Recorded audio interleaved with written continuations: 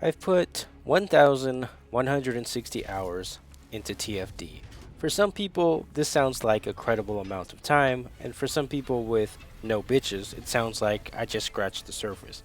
But regardless, the First Descendant developers, specifically Director Jew and CM Jason, have gone on livestream to address content issues to a somewhat favorable degree. And I don't know if you watched the livestream, but they were touting new content and what was coming, especially the Onslaught mode.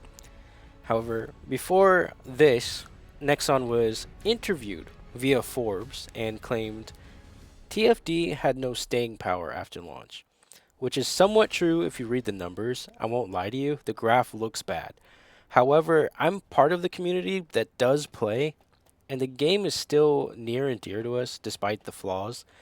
We can see that it's difficult to maintain a player base under the current circumstances. So, what does this all mean though? TFD was not supposed to make it. It started off as a fetish game in space. No one thought it would be even able to surpass numbers, but those who understood the game's message all rushed to support it. But what's the message of it? What's the point, you know? What's the message? For a lot of people it was that they were tired of games with too much censorship, and we love hot or attractive characters. That's where the problem started. We wanted to dress up our hot characters. But, how do we do that? Well, we got to go to the shop. And that's where a lot of the issues with the game started. Money, money, money, money, money. So, yeah, we spent on the game hoping development costs would be sustained while also receiving new content. And for the most part of 3 seasons of content, they delivered on our expectations until they didn't. The game fell flat and felt repetitive, but that's not a new feeling to day one players like myself, and even beta testers were very familiar with this feeling.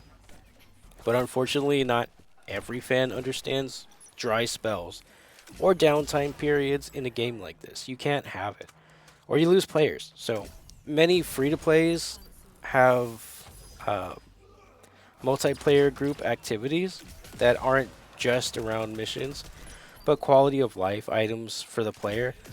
TFD has this to some degree, don't get me wrong. Our lounge is great. But if we had to craft, what if we had to craft the items, instead of just spending coins for them? What if we had relationship bars with descendants in our lounge or dorm system, like an affinity thing?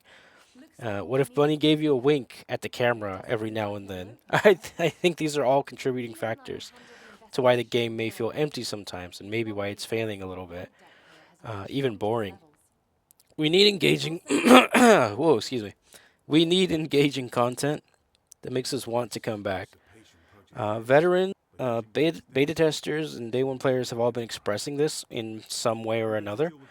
Give us goals that feel personally satisfying. The lounge was a great first step, but without refinement, can feel tacked on. Give us more player focused content like that.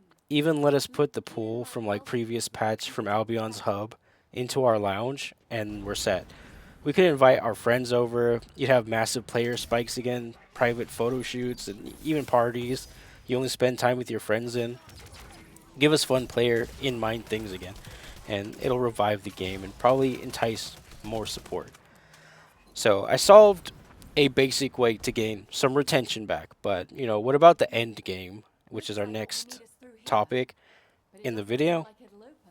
I'm just saying it out loud because we're moving on. Uh, with the end game in mind, bring us to the fight with Corel. Don't shy away from it. Stop putting it off. Many day one players will fight him and drop off, yeah, but this makes it more enticing for the fanatics and theory crafters to finally resolve some story ends and bits. In Destiny, a lot of the lore was a mystery. There's ways to find evidence and discuss what happened. Let us do that with Corel and introduce his origins and his lore. It would be fascinating, first of all. And then, as a Destiny 2 fan during launch and towards the middle of its service, I hate that it's live service now. Give us space story to chew on and share with our friends. Hell, give us an optional puzzle in the world to unveil more lore. You know, just something optional. Like you're in the overworld and you find a puzzle and you're like, oh, let's do that. It doesn't have to be an amazing puzzle. Just give us a bit of like an objective. Just lightly hint that it's there, and we'll either go towards it or we won't. Um, Casually, just finding it, and then if you just find lore on the ground too, that's a bit boring, right? So like a puzzle behind it would probably make more sense. And if you need like a reference for your own story, Nexon, do what you did with Sharon's side story. That was amazing. It was like a Hollywood movie, but put into like a little segment. That was just awesome.